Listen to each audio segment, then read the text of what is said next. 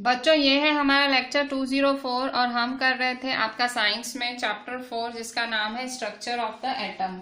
सो हम कल electronic configuration सीख रहे थे और मैंने नियॉन तक हमने करा था, मैंने होमवर्क भी दिया था।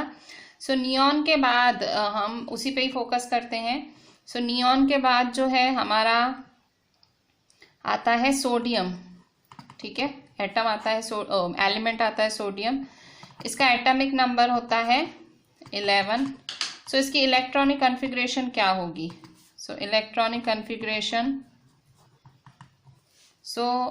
2, अभी मैंने आपको क्या बताया था कि जो पहला शेल है, फर्स्ट शेल की कैपेसिटी 2 एटम्स को होल्ड करने की होती है। दूसरा शेल है 8, तीसरा 8, चौथा 8, ऐसे। सो दूसरे शेल में 8 पूरे हो गए। ठीक है, सो देखो अभी 11 है। सो देखो 2, 8 + 2 कितना हुआ? 10। सो रहा क्या? ओनली 1 रहा।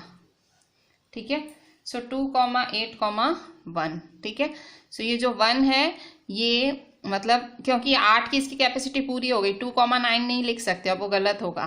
ठीक है, सो 2, 8, 1 ये हुआ इसका इलेक्ट्रॉनिक कॉन्फ़िगरेशन। सेम वैसे ही सोडियम के बाद आता है मैग्नीशियम। ठीक है, अच्छा इसका आप बनाएंगे कैसे एटॉमिक स्ट्रक्चर? सो यहाँ देखो, सो ये देखो ये न्यूक्लियस है, ये देखो KLM 3 शेल्स बने, देखो KLM। सो पहले शेल में कितने इलेक्ट्रॉन्स हैं? 2। दूसरे शेल में 8 हैं, 1, 2, 3, 4, 5, 6, 7, 8। और तीसरे शेल में कितना? ओनली 1। ठीक है, सो 3 शेल्स हैं इसके KLM। मैग्नीशियम है, सो मैग्नीशियम का एटॉमिक नंबर क्या है? 12। ठीक है, एटॉमिक नंबर 12 है। सो इलेक्ट्रॉनिक कॉन्फ़िगरेशन क्या होगा? Electronic configuration 2, 8, 2। ठीक है, सो कैसे होगा? सो ये देखो ये है, सो यहाँ देखो 2, 8, 2। ठीक है, सो यहाँ 1, 2, 3, 4, 5, 6, 7, 8, 1, 2। ठीक है, सो इसी तरह से सारे। फिर मैग्नीशियम के बाद क्या आएगा? मैग्नीशियम के बाद सोडियम, मैग्नीशियम के बाद आता है एल्यूमिनियम। सो इसका एटॉमिक नंबर क्या होता है? 13। सो इलेक्ट्रॉनिक कॉन्फ़िगरेशन क्या होगी? इसकी इलेक्ट्रॉनिक कॉन्फ़िगरेशन होगी 2, 8, 3। ठीक है, इसका एटॉमिक स्ट्रक्चर आप खुद ही बना लेना। फिर मैं सिलिकॉन, एल्यूमिनियम के बाद सो सिलिकॉन है, सो एटॉमिक नंबर 14, इलेक्ट्रॉनिक कॉन्फ़िगरेशन 2, 8, 4। ठीक है, सिलिकॉन के बाद है फॉस्फरस, फिर से एटॉमिक नंबर 15, इलेक्ट्रॉनिक कॉन्फ़िगरेशन 2, 8, 5। ठीक है, इसके बाद है सल्फर,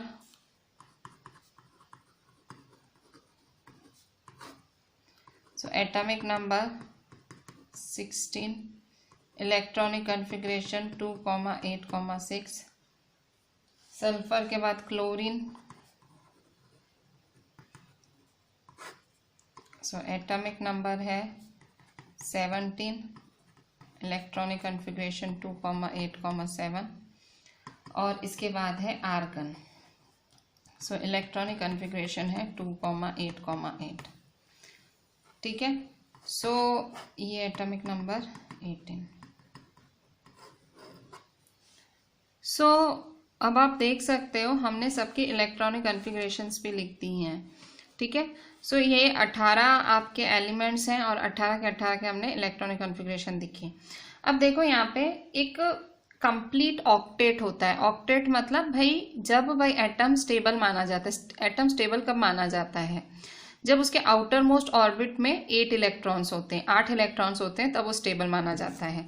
सो यहाँ देखो ये स्टेबल है क्योंकि इसके आउटर मोस्ट ऑर्बिट में 8 है। इसके आउटर मोस्ट ऑर्बिट में 7 इलेक्ट्रॉन्स हैं, इसलिए अनस्टेबल है। इसके आउटर मोस्ट ऑर्बिट में 6 इलेक्ट्रॉन्स है, ये अनस्टेबल है। इसको स्टेबल होना है। स्टेबल होने के लिए कितनी होने चाहिए? 8 होने चाहिए, 8 होने चाहिए। सेम यहाँ पे है, इसको 8 होने चाहिए, इसके पास भी 8 होने चाहिए, इसके पास भी 8 होने चाहिए, इसके पास भी 8 होने चाहिए और इसके पास भी 8 होने चाहिए। ठीक है। सो मतलब इसको स्टेबल होने के लिए पूरे 8 इलेक्ट्रॉन्स होने चाहिए इसके आउटर मोस्ट ऑर्बिट में। जो इसका ऑक्टेट कंप्लीट, जो ऑक्टेट जो 8 पूरा करना है हमें। सो ये जो आउटर मोस्ट ऑर्बिट में जो इलेक्ट्रॉन है, सो ये जो इलेक्ट्रॉन्स हैं इन्हें वैलेंस इलेक्ट्रॉन्स कहा जाता है। ये आउटर मोस्ट ऑर्बिट के जो भी इलेक्ट्रॉन्स हैं इन्हें वैलेंस इलेक्ट्रॉन्स कहा जाता है। ठीक है। अच्छा, अब एक नया शब्द है वैलेंसी। वैलेंस इलेक्ट्रॉन्स क्या होते हैं? जो आउटर मोस्ट ऑर्बिट के इलेक्ट्रॉन्स होते हैं उन्हें हम वैलेंस इलेक्ट्रॉन्स कहते हैं। ये जो आउटर मोस्ट ऑर्बिट के इलेक्ट्रॉन्स हैं, so these are called valence electrons. ठीक है। सो वैलेंसी क्या होता है? वैलेंसी होता है इनकी कैपेसिटी इलेक्ट्रॉन को लूज करने की या गेन करने की। मैं आपको बताती हूँ। देखो वैलेंसी क्या होता है।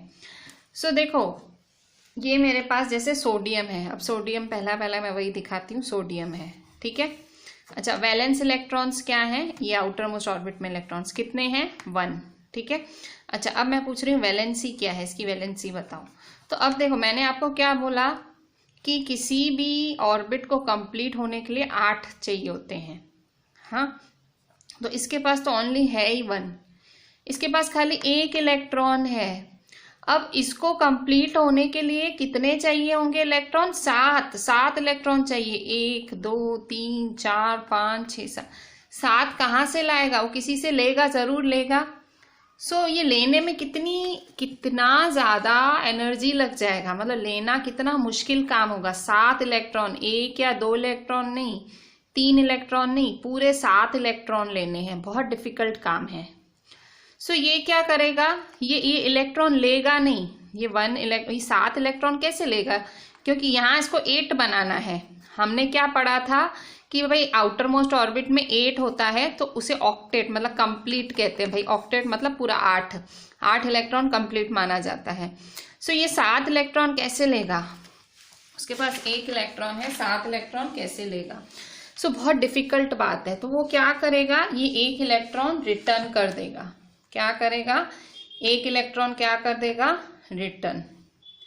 ये क्या करेगा? दे देगा। ठीक है।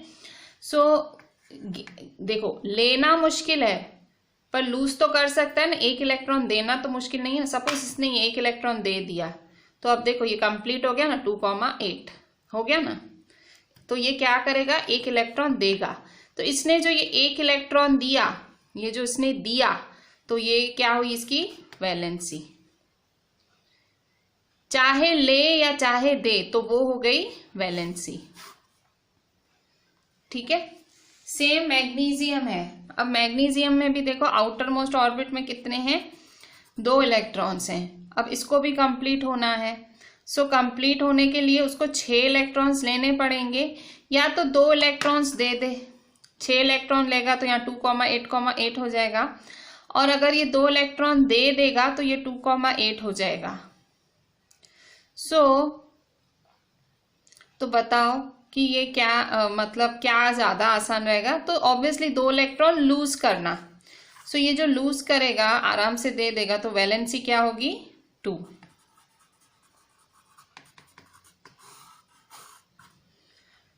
ठीक है। सेम एल्यूमिनियम के लिए है, इसको भी 8 बनना है। 5 इलेक्ट्रॉन लेने से तो 3 इलेक्ट्रॉन दे देना इसके लिए आसान है। सो इसकी वैलेंसी क्या होगी? 3। ठीक है। अब यहां देखो सिलिकॉन क्या कर सकता है। अब सिलिकॉन को भी 8 बनाना है, तो वो 4 ले भी सकता है, 4 दे भी सकता है। उसके लिए तो दोनों इक्वली चीजें हैं, तो इसकी वैलेंसी क्या होगी? 4। या तो भाई तू दे दे या तो तू ले 4 इलेक्ट्रॉन्स, चाहे ले चाहे दे 4। ठीक है। फॉस्फोरस है, 5 है। अब ये देखो 8 है, मतलब इसको 8 बनना है। ऑब्वियसली मैंने पढ़ाया है आपको 8 बनना चाहिए, या तो 8 बनना चाहिए या 0 बनना चाहिए। 0 इन द सेंस देखो यहाँ तो हमने 0 ही कर दिया ना, इसको भी दे दिया, सो ये खाली हो गया। यहाँ पे भी हमने 2 ही दे दिया, ये भी खाली हो गया। सेम यहाँ पे हमने 3 ही दे दिया, तो ये भी खाली हो गया। ठीक है, सो यहाँ देखो 5 है, 5 है। सो आप क्या करोगे, 2,8 है। ठीक है, सो ये 5 है, तो 3 इलेक्ट्रॉन्स लोगे कि 3 इलेक्ट्रॉन्स दोगे, सॉरी 5 इलेक्ट्रॉन्स दे दोगे। 5 इलेक्ट्रॉन्स देना आसान कि 3 लेना आसान, क्योंकि यहाँ 8 बनना चाहिए, या तो 8 बनना चाहिए या 0 बनना चाहिए। सो क्या आसान है, तो 3 इलेक्ट्रॉन्स लेना। सो वैलेंसी क्या होगी, 3 भी हो सकती है, मतलब आप ले भी सकते हो, या तो 5 के 5 दे भी सकते हो, कुछ भी हो सकता है ना। आप या तो 3 इलेक्ट्रॉन्स ले लो या तो 5 इलेक्ट्रॉन्स दे दो, तो वैलेंसी 3 भी हो सकती है, 5 भी हो सकती है, पर 3 इलेक्ट्रॉन लेना ज्यादा आसान। ठीक है, फिर सल्फर, सेम सल्फर है, इसमें भी ऐसे है, या तो 2 इलेक्ट्रॉन ले लो या तो 6 के 6 दे दो, तो लेना आसान। सो वैलेंसी क्या होगी, 2। ठीक है, सेम यहाँ पे क्लोरीन है, या तो 1 इलेक्ट्रॉन ले लो या तो 7 दे दो, तो क्या आसान, 1 इलेक्ट्रॉन लेना। सो वैलेंसी क्या होगी, 1।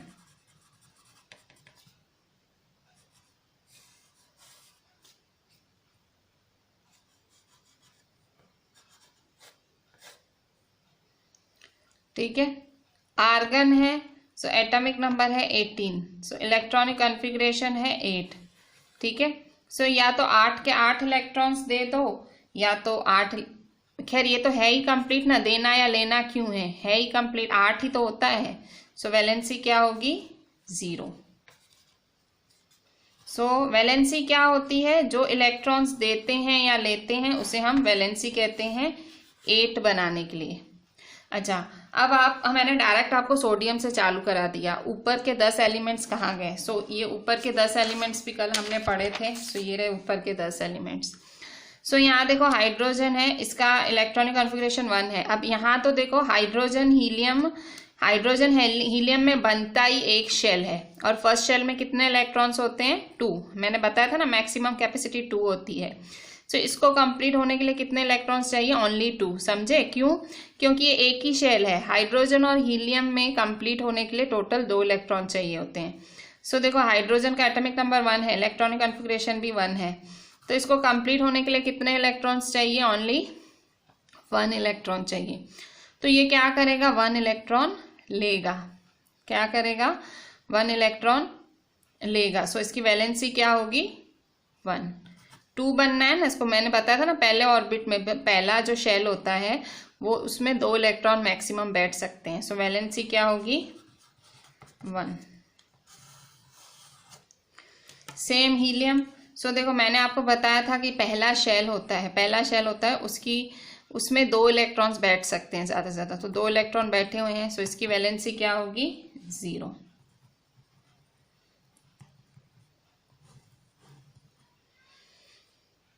फिर लिथियम है, ठीक है। सो लिथियम में देखो 2,1 है, सो 1 इलेक्ट्रॉन।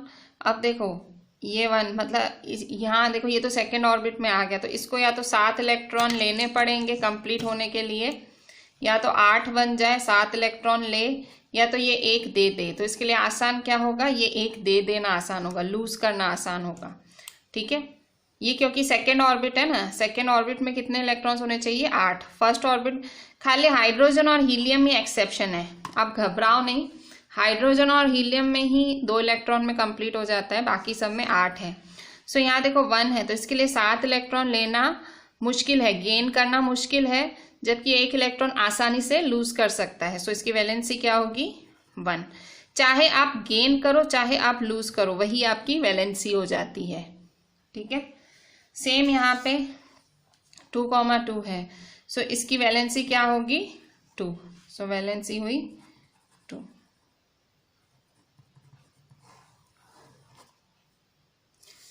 फिर यहाँ पे बोरॉन है 2,3, सो इसकी वैलेंसी क्या हुई 3। ऑब्वियसली ये 3 इलेक्ट्रॉन्स लूज करेगा, सो वैलेंसी हुई 3। ठीक है, अब यहाँ देखो ये 4 है, सो कार्बन के लिए आसान क्या है, 4 गेन भी कर सकता है, 4 लूज भी कर सकता है। सो इसकी वैलेंसी क्या हुई 4। ठीक है, सो मैंने आपको nitrogen, oxygen, fluorine, neon homework दिया था, तो उसका इलेक्ट्रॉनिक कन्फिग्रेशन भी आप खुद ही लिख लेना होमवर्क में ही। नाइट्रोजन, फ्लोरीन, अगर 8 होता है तो वैलेंसी 0 होगी, इतना समझ लो। जो आउट जैसे यहाँ पे था, अगर आउटर मोस्ट बाहर के ऑर्बिट में, लास्ट वाले ऑर्बिट में 8 होता है, मतलब उसे वैलेंस इलेक्ट्रॉन्स कहते हैं। ये जो लास्ट वाले ऑर्बिट में इलेक्ट्रॉन्स होते हैं इसे वैलेंस इलेक्ट्रॉन्स कहते हैं। सो अगर वैलेंस इलेक्ट्रॉन्स 8 है तो वैलेंसी क्या होगी 0। ठीक है, सो ये सारा लॉजिक था वैलेंसी का। ठीक है, सो वैलेंसी क्या होती है, जो combining capacity of the atom, भाई लेना है देना है वो सारा जुगाड़, दैट इज कॉल्ड वैलेंसी। बच्चों इलेक्ट्रॉनिक कॉन्फ़िगरेशन तो पढ़ लिया और वैलेंसी भी हमने पहले ही पढ़ ली। अब हम उल्टा चलते हैं। ठीक है, मैंने ये डायरेक्टली बड़ी बड़ी चीज़ें आपको पहले ही बता दी। सो हम आते हैं वापस हमारी एनसीईआरटी के पेज 49 पे। How are electrons distributed in different orbits और शेल्स। इलेक्ट्रॉन्स किस तरह से डिस्ट्रीब्यूट होते हैं अलग अलग ऑर्बिट्स में, अलग अलग शेल्स में। The distribution of electrons into different orbits of an atom was suggested by Bohr and bury.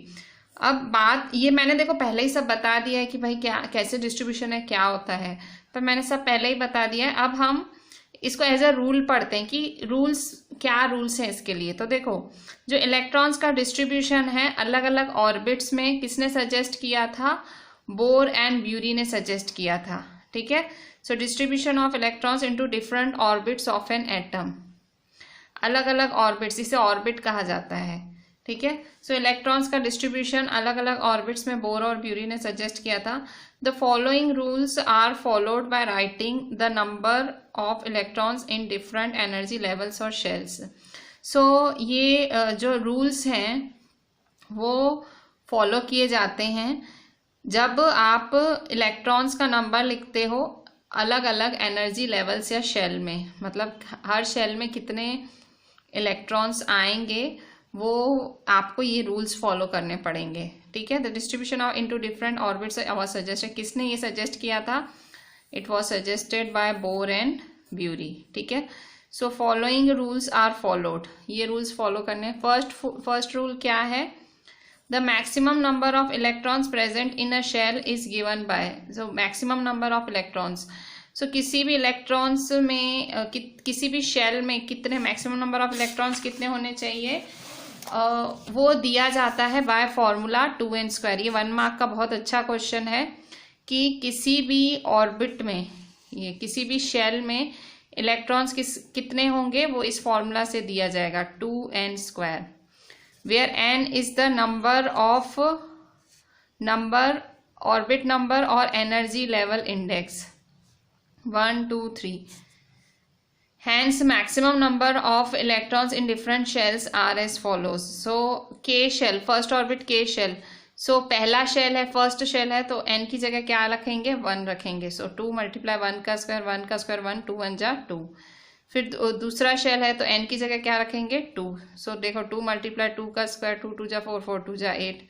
फिर n की जगह क्या रखेंगे 3 3 3 जा 9 2 जा 18। मतलब तीसरे शेल में मैक्सिमम 18 इलेक्ट्रॉन्स अकोमोडेट हो सकते हैं, 18 इलेक्ट्रॉन्स तक उसमें जा सकते हैं।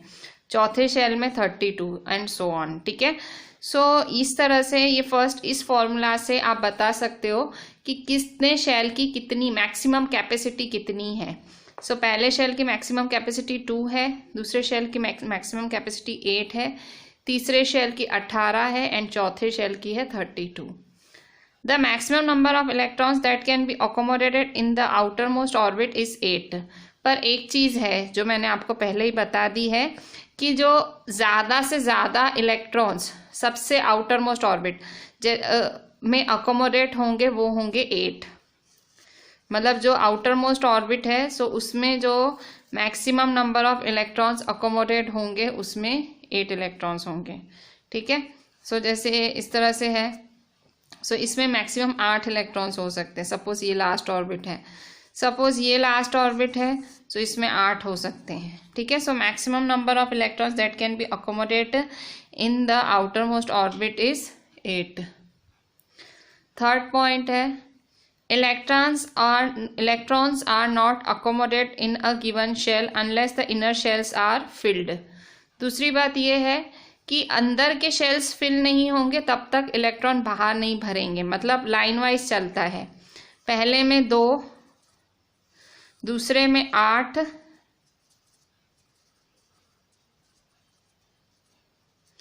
ठीक है, 1 2 3 4 5 6 7 8, तीसरे में 8, ठीक है। सो इस तरह से मतलब इलेक्ट्रॉन्स पहले अंदर फिर बाहर। So electrons are not accommodate in a given shell unless inner shells are filled, that is the shells are filled in a stepwise manner, ठीक है। सो यही रूल्स हैं बोर और ब्यूरी के, जो ये ऑर्बिट्स फिल करने के लिए। ऑर्बिट्स को एनर्जी लेवल्स भी कहा जाता है। पहला रूल है कि ऑर्बिट्स 2n² फॉर्मूला से फिल होंगे। दूसरा रूल है कि मैक्सिमम नंबर ऑफ इलेक्ट्रॉन्स 8 होंगे अकोमोडेट। तीसरा रूल है कि जब तक अंदर के शेल्स फिल नहीं होंगे बाहर के शेल नहीं आएंगे, बाहर के शेल में इलेक्ट्रॉन्स नहीं होंगे, ठीक है। सो इस तरह से ये 3 रूल्स हैं बोर और ब्यूरी के जो आपको फॉलो करने पड़ेंगे, ठीक है। सो ये आ सकता है 2 मार्क या 3 मार्क में ये क्वेश्चन कि रूल्स बताओ बोर एंड ब्यूरी के भाई डिस्ट्रीब्यूशन ऑफ इलेक्ट्रॉन्स के, ठीक है। सो इसके बाद ये इन टेक्स्ट क्वेश्चन या ब्लूप्रिंट के क्वेश्चन जो भी बोल लो आप। सो ये 2 इन टेक्स्ट के क्वेश्चंस हैं, ये हम सॉल्व करते हैं। क्वेश्चन 1 है right the distribution of electrons in carbon and sodium atoms. Carbon और सोडियम एटम्स में डिस्ट्रीब्यूशन ऑफ इलेक्ट्रॉन्स लिखो। सो कैसे लिखेंगे? So distribution of electrons of carbon and sodium atoms. So distribution of electrons का मतलब इलेक्ट्रॉनिक कॉन्फ़िगरेशन ही होता है। तो सिंपली आपसे कार्बन की और सोडियम की इलेक्ट्रॉनिक कॉन्फ़िगरेशन मांग रहा है कि इसकी भी डिस्ट्रीब्यूशन ऑफ इलेक्ट्रॉन्स का मतलब वो आपसे इलेक्ट्रॉनिक कॉन्फ़िगरेशन ही मांग रहा है। सो सबसे पहले कार्बन की। सो कार्बन का एटॉमिक नंबर क्या है याद करो, देखो hydrogen, helium, lithium, beryllium, boron, carbon. So atomic number क्या है 6। So atomic number of carbon 6 है। सो उसकी इलेक्ट्रॉनिक कॉन्फ़िगरेशन या डिस्ट्रीब्यूशन ऑफ इलेक्ट्रॉन्स भी बोल सकते हो। सो डिस्ट्रीब्यूशन ऑफ इलेक्ट्रॉन्स क्या होंगे 2,4, ठीक है। सेम आपका सोडियम है, ठीक है। सोडियम है एटॉमिक नंबर 11, ठीक है। सो डिस्ट्रीब्यूशन ऑफ इलेक्ट्रॉन्स या इलेक्ट्रॉनिक कॉन्फ़िगरेशन क्या होगा? डिस्ट्रीब्यूशन ऑफ इलेक्ट्रॉन्स या 2,8,1, ठीक है। सो क्या होगा डिस्ट्रीब्यूशन ऑफ इलेक्ट्रॉन्स या इलेक्ट्रॉनिक कॉन्फ़िगरेशन 2,4, 2,8,1, ठीक है। सो ये होगा distribution of electrons. Second, if K and L shells of an atom are full. देखो सपोज ये सब K शेल फुल है, L शेल फुल है, so then what would be the total number of electrons in the atom. So total कितने होंगे? सो K में देखो maximum 2 हो सकते हैं। कह रहा है if K and L shells of an atom are full then what would be the total number of. So देखो K फुल है मतलब 2 है, L भी फुल है, सो L में 8 हो सकते हैं, 1 2 3 4 5 6 7 8। तो कह रहा है what would be the total number of electrons। so total number of electrons कितने होंगे? total number of electrons in the atom। so कितने होंगे? so देखो 1 2 3 4 5 6 7 8 9 10। so total number of electrons कितने होंगे? 10 होंगे। सीधी सीधी बात है ना, अगर K फुल है L फुल है तो K की कैपेसिटी 2 की है, L की 8 की है, तो मतलब 2 करेंगे, 2 पहले में 2 होंगे फुल हो जाएगा, दूसरे में 8 होंगे फुल हो जाएगा। सो 2 + 8 कितना होगा? 10, ठीक है। सो इस तरह से ये हुआ हमारा क्वेश्चन 1 और क्वेश्चन 2। ठीक है, ये हमारा ये इन टेक्स्ट क्वेश्चन हुआ। अब हम वैलेंसी टॉपिक, ठीक है, ये मैंने टॉपिक पहले ही करा दिया है आपको। अब हम थियोरी देख लेते हैं, ठीक है। जो मेन अंडरस्टैंडिंग थी जो टॉपिक की, वो तो मैंने आपको कल से ही मैं आपको दे रही हूँ, मतलब पिछले लेक्चर से ही। सो वैलेंसी देखें। We have learned how the electrons in an atom are arrange in different shells orbits, ठीक है। ये तो आपने सीख लिया कि इलेक्ट्रॉन्स को किस तरह से अरेंज किया जाता है।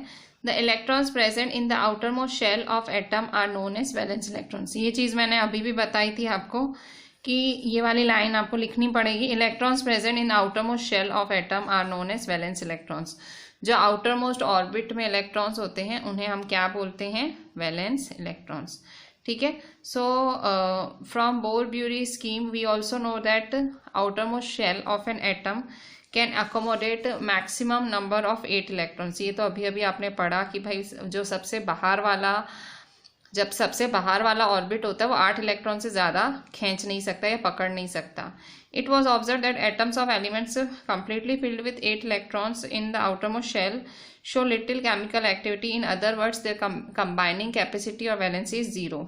तो वो क्या बोल रहा है कि बोर-ब्यूरी की स्कीम पढ़ के हमें ये भी पता लगा कि जो बाहर वाला शेल है, आउटर मोस्ट शेल है एटम का, वो ज़्यादा से ज़्यादा 8 इलेक्ट्रॉन्स अकोमोडेट कर सकता है।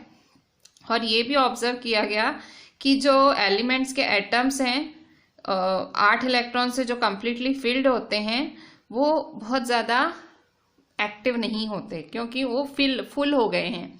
आप खाना खा लो, पूरा अच्छे से पेट भर के खा लो, तो आप एक्टिव हो गए नहीं, ऑब्वियसली भरा हुआ होगा पेट, आपको सुस्ती आएगी। सो वैसे ही इनके साथ होता है भाई, एटम एकदम फुल हो जाते हैं, एलिमेंट फुल हो जाते हैं। So in other words their combining capacity और वैलेंसी 0।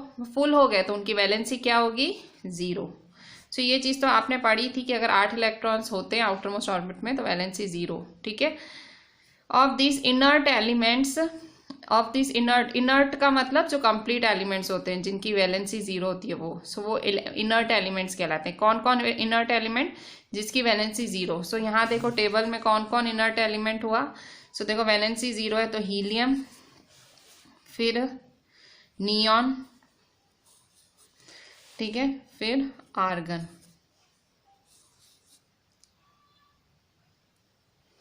ठीक है। सो इनकी वैलेंसी क्या हुई? 0 हो गई। So of these inert elements the helium atom has 2 electrons in its outer most shell. So इनमें से, इन इनर्ट एलिमेंट्स में से जो हीलियम एटम है उनके पास 2 ही इलेक्ट्रॉन्स होते हैं आउटर मोस्ट शेल में। And all other elements have atoms with 8 electrons, ठीक है। तो इनर्ट एलिमेंट्स मतलब जिनका आउटर मोस्ट ऑर्बिट फुल हो। सो उनमें से हीलियम है, उसके पास 2 ही होते हैं क्योंकि उसके पास एक ही शेल होता है, और बाकी सब के पास 8 होने चाहिए, 8 electrons in outer most shell, ठीक है। सो इस तरह से वैलेंसी के बारे में है। So combining capacity of atoms of element, that is their tendency to react and form molecules with atoms of same, was thus explained as an attempt to attain a fully filled outermost shell. An outermost shell which had 8 electrons was said to possess an octet. अब ये एक important चीज़ आई कि जो outermost shell होता है, जो सबसे बाहरी shell होता है जिसके पास 8 इलेक्ट्रॉन्स होते हैं, कहते हैं उसे octet, ठीक है। ये वर्ड भी मैंने यूज़ किया था। Atoms would thus react so as to achieve an octet in the outermost shell. So ये सारी जंग किसकी है? ऑक्टेट बनाने की, 8 बनाने की जंग है। This was done by sharing, gaining, losing. किस तरह से कर सकते हैं? या तो शेयर कर लें, या तो गेन करें, ले लें, या तो दे दें। सो ये 3 चीज़ों से ये लोग ऑक्टेट बना सकते हैं। सो तो या तो लूज करो या तो गेन करो, ठीक है। सो इस तरह से यहाँ पूरा यही एक्सप्लेनेशन है जो मैंने आपको दिया था हाइड्रोजन, हीलियम, इन सब का, ठीक है। सेम यहाँ पे भी यही एक्सप्लेनेशन है, मैंने आज आपको पहले ही ये सब दे दिया था एक्सप्लेनेशन, ठीक है। सो लास्ट में यहाँ डेफिनेशन पे आ जाते हैं, पेज 52 पे। पेज 52 पे an atom of each element has a definite combining capacity. Her atom के पास, मतलब एक एक एलिमेंट के, हर एटम के पास एक कंबाइनिंग कैपेसिटी होती है जिसे हम वैलेंसी कहते हैं, ठीक है। एक मतलब गेन करने की या लूज करने की कैपेसिटी होती है, that is called valency. So combining capacity of an element of an atom of each element is called valency. ठीक है. सो अब हम इसका जो पेज नंबर 52 पे इसका इन टेक्स्ट क्वेश्चन या ब्लूप्रिंट क्वेश्चन जो भी बोल लो वो करते हैं. क्वेश्चन 1 है, how will you find the valency of chlorine, sulphur and magnesium. आप इसकी वैलेंसी कैसे ढूंढोगे. ढूंढना क्या है, पहले एटॉमिक नंबर पता होना चाहिए, फिर इलेक्ट्रॉनिक कन्फिग्रेशन. इलेक्ट्रॉनिक कन्फिग्रेशन को डिस्ट्रीब्यूशन ऑफ इलेक्ट्रॉन्स भी बोला जाता है, मतलब वो भी पता होना चाहिए. और उसके बाद फिर हम वैलेंसी पता करेंगे. हाउ विल यू फाइंड, आप कैसे फाइंड करोगे. तो देखो पहले, सिंपली आप अपने लॉजिक के साथ इसको सॉल्व करो. बहुत ज़्यादा इसमें हमें अपना जो कुछ थियरी नहीं करना है, सिंपली अपना लॉजिक लगाओ. First, how will you find the valency of chlorine, sulphur and magnesium. आप कैसे फाइंड करोगे. देखो यहाँ पे सबसे पहले है क्लोरीन. ठीक है, आप क्लोरीन की वैलेंसी कैसे फाइंड करोगे. देखो क्लोरीन की वैलेंसी फाइंड करने के लिए तो सबसे पहले इसका एटॉमिक नंबर पता होना चाहिए जो कि है 17. इसके इलेक्ट्रॉनिक कन्फिग्रेशन या तो डिस्ट्रीब्यूशन ऑफ इलेक्ट्रॉन्स पता होना चाहिए जो कि है 2,8,7. अब क्या है, आप कैसे फाइंड करोगे. Now it has tendency to gain 1 electron or lose 7 electrons. It has tendency to lose 7 electrons, या तो 7 इलेक्ट्रॉन लूज कर दे और गेन 1 इलेक्ट्रॉन, या तो 1 इलेक्ट्रॉन ले ले. टू अटेन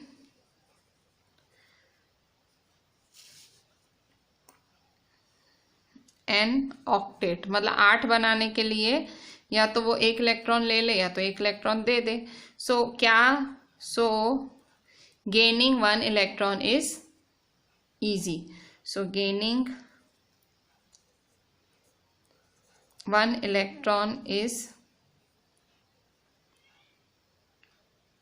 comparatively easy, मतलब ये चीज ज्यादा इजी है. इट्स वैलेंसी, वैलेंसी क्या होगी इसकी. वैलेंसी इज, बताओ वैलेंसी क्या होगी, 1. ठीक है, ऐसे थोड़ी सी रामायण लिख के, पर मेन यही चीजें हैं कि भाई ये है, ये 2 चीजें हैं और ये फाइनल. ठीक है, कि इलेक्ट्रॉन गेन कर रहा है. Second, sulphur. पहले तो सल्फर का आपको एटॉमिक नंबर पता होना चाहिए. ठीक है, एटॉमिक नंबर ऑफ सल्फर है 16.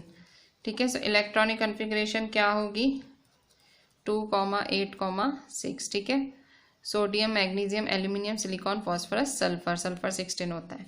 ठीक है, अभी इसकी भी यही है, सेम यही आप लिखोगे ऊपर वाले की तरह जैसे लिखा था कि it has tendency to lose, या तो 6 इलेक्ट्रॉन लूज कर दे और गेन 2 इलेक्ट्रॉन्स, या तो 2 इलेक्ट्रॉन्स ले ले, या तो लूज करे या तो ले ले. टू अटेन एन ऑक्टेट, एक ऑक्टेट बनाने के लिए गेनिंग 2 इलेक्ट्रॉन इज इजी. ठीक है, ये सब आप लिख लेना. Gaining 2 electrons is comparatively easy. Valency is 2. ठीक है, फिर तीसरा दिया है आपको मैग्नीशियम. ठीक है, मैग्नीशियम है. सेम मैग्नीशियम में सेकंड,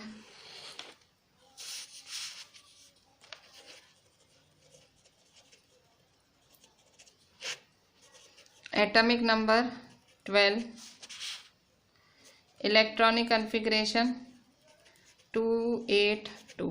ठीक है, अब इसके पास टेंडेंसी है, it has tendency to gain 6 electrons, या तो 6 इलेक्ट्रॉन्स ले ले और लूज 2 इलेक्ट्रॉन्स, या तो 2 इलेक्ट्रॉन्स ले ले या तो 6 इलेक्ट्रॉन्स, 2 इलेक्ट्रॉन्स, या तो 6 इलेक्ट्रॉन्स ले ले या तो 2 इलेक्ट्रॉन्स दे दे. It has tendency to gain 6 ले या तो 2 दे. क्या इजी रहेगा, 2 इलेक्ट्रॉन्स लूज करना. Losing 2 electrons is comparatively easy. ठीक है, ये मैं सिंपल कंप्लीट अपनी लैंग्वेज लिख रही हूँ, आप और कोई लैंग्वेज लिखना चाहो लिखो, मतलब एग्जामिनर को बस समझ आना चाहिए कि आप कॉन्सेप्ट समझ रहे हो। ठीक है, सो वैलेंसी क्या होगी 2। ठीक है, सो ये हुआ हमारा ये वाला फर्स्ट वाला ब्लूप्रिंट का क्वेश्चन। ठीक है, सो बच्चों हमने देखो अभी टॉपिक्स पढ़ लिए, हमने मॉडल्स पढ़े, एटम के स्ट्रक्चर ऑफ एटम दिखाते हुए मॉडल्स पढ़े, फिर हमने वैलेंसी समझी, हमने इलेक्ट्रॉन्स का डिस्ट्रीब्यूशन देखा, प्रोटॉन्स, इलेक्ट्रॉन्स, न्यूट्रॉन्स, ये सब देखा। सो हमने जो है 75% चैप्टर कवर कर लिया है।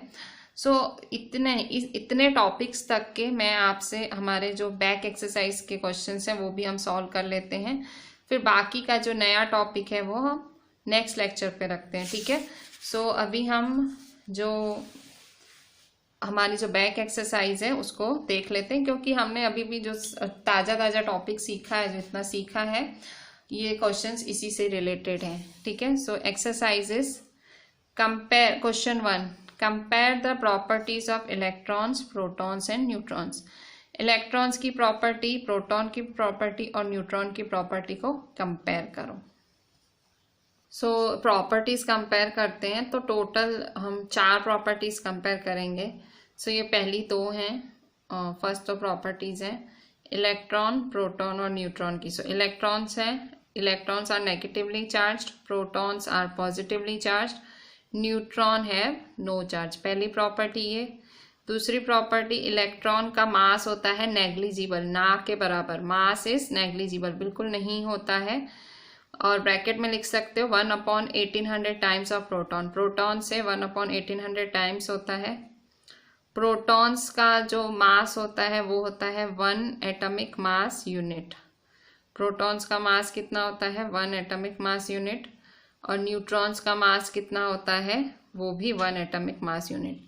प्रोटॉन और न्यूट्रॉन का मास क्या होता है, सेम होता है। ठीक है, सो अब हम बाकी के भी 2, टोटल 4 प्रॉपर्टीज पढ़ने वाले हैं, 2 हमने पढ़ी, 2 और पढ़ते हैं। सो ये चारों प्रॉपर्टीज आपको लिखनी है इसी तरह से टेबल फॉर्म में। सो इलेक्ट्रॉन्स के और 2, प्रोटॉन्स और न्यूट्रॉन्स के और 2। So third number, gate attracted towards positive. Obviously electron खुद क्या है, नेगेटिवली चार्ज है, तो किससे अट्रैक्ट होगा, पॉजिटिव से, ऑपोजिट अट्रैक्ट्स।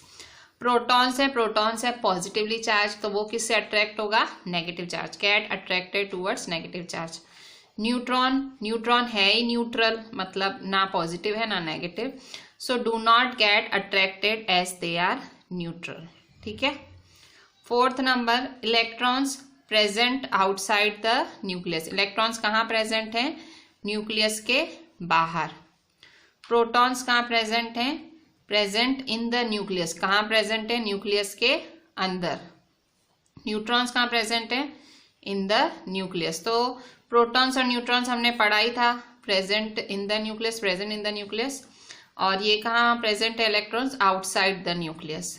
ठीक है, सो ये 4 कंपैरिजन हैं प्रोटॉन्स, इलेक्ट्रॉन्स और न्यूट्रॉन्स के। नेक्स्ट क्वेश्चन है, what are the limitations of J Thomson's model of the atom. जो जे थॉमसन का मॉडल था उसकी लिमिटेशन क्या थी, कमियां क्या थी।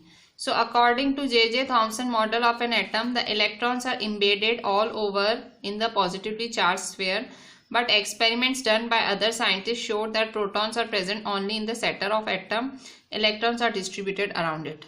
जे थॉमसन ने क्या दिखाया था कि इलेक्ट्रॉन्स सारे फैले हुए हैं, उसने मतलब पुडिंग के साथ कंपैरिजन किया था, तो भाई प्रोटॉन सारे पुडिंग हैं। सो पर दूसरे साइंटिस्ट ने जब देखा तो प्रोटॉन्स तो सेंटर में होते हैं, प्रोटॉन्स कहाँ होते हैं, सेंटर में होते हैं, जबकि इलेक्ट्रॉन्स फैले हुए होते हैं। ठीक है, सो जे थॉमसन की ये मॉडल, यही लिमिटेशन थी, यही गलती थी। सो ये सारी पॉइंट्स आपको लिखनी है, ये सारा का सारा आंसर लिखना है। According to J.J. Thomson model of an atom, electrons are embedded all over in the positively charged spheres, but experiments done by other scientists showed that protons are present only in the center of atom and electrons are distributed around it. Question 3. Question 3 है, what are the limitations of Rutherford's model of the atom?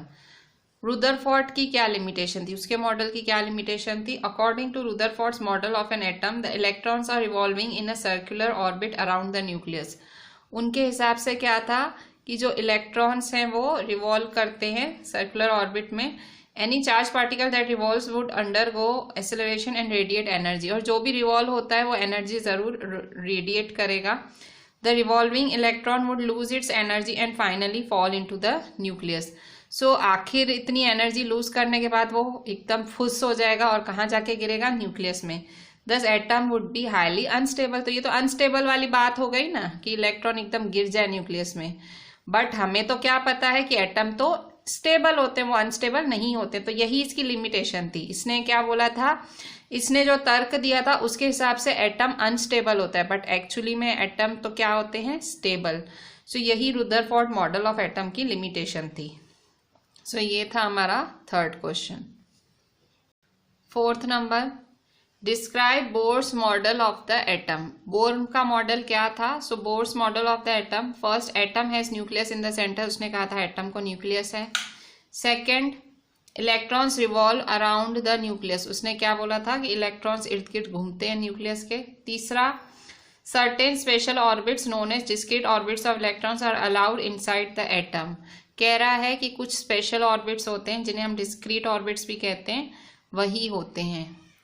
While revolving in discrete orbits, the electrons do not radiate energy. जो ऐसे revolve करते हैं so energy radiate नहीं करते।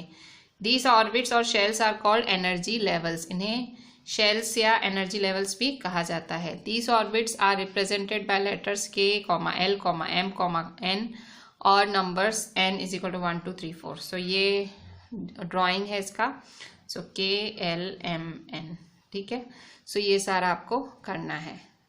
So up to this question 4, 1, 2, 3, 4 ये चारों आपको नोटबुक में लिखने हैं। हमने जितना भी डिस्कशन किया, हमने इन टेक्स्ट का डिस्कशन किया, हमने जितने भी पॉइंट्स डिस्कस किए, so you have to write each and everything very properly and WhatsApp me, ठीक है। So do the entire thing and see the lecture very carefully, very properly and complete the entire thing on WhatsApp me. Thank you.